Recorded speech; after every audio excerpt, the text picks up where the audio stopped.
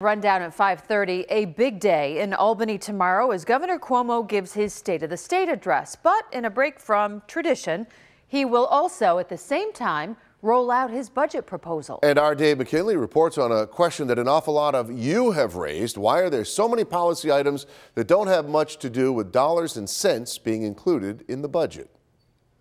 When sworn in for his third term, the governor vowed, "Within my first 100 days, I will propose to the new Democratic legislature the most progressive agenda this state has ever seen, period."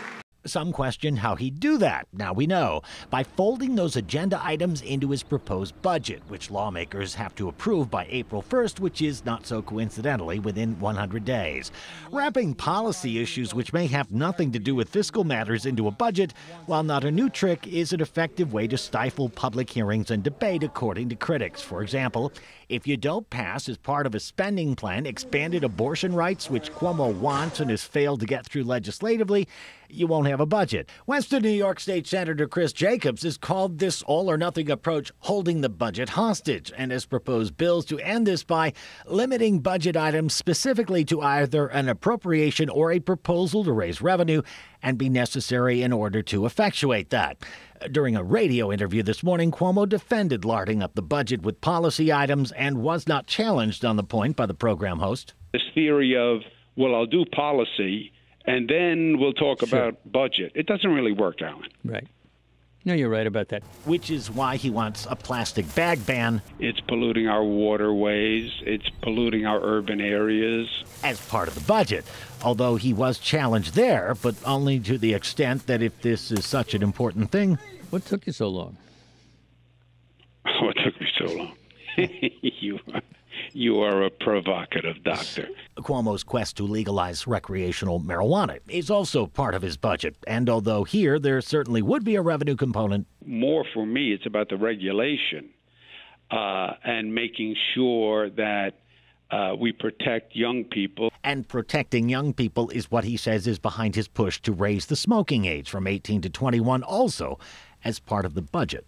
But I think those few years, you're a little smarter, you're a little wiser, there's a little less peer pressure, and I think we'll save lives. If he thinks 18-year-olds aren't mature enough to make certain decisions for themselves, though, some may ask, why wouldn't that apply to their voting rights? Sometimes surmising that young people generally vote Democrat, and Cuomo wouldn't want to upset that. In truth, though, the right to vote at 18 is something granted by the 26th Amendment of the United States Constitution and is not an issue for states to decide.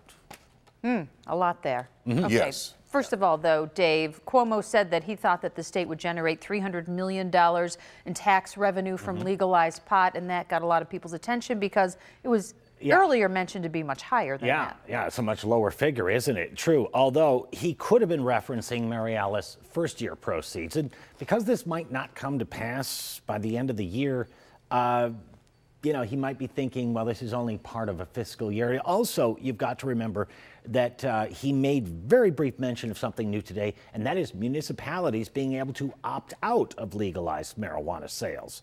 So we have reached out, well, maybe he thinks some places won't go for it. So we've reached out to the governor's office for clarification to his spokesperson. We have not heard back yet. It'll be interesting to follow this one because a lot of people at home and all over do feel that some of this might be held hostage if it's thrown into the budget. Sure. Well, speaking of following, of course, we're going to be up there, myself and Ben Reed, tomorrow in Albany to cover this speech. All right, we'll look forward to it. Thank you, Dave.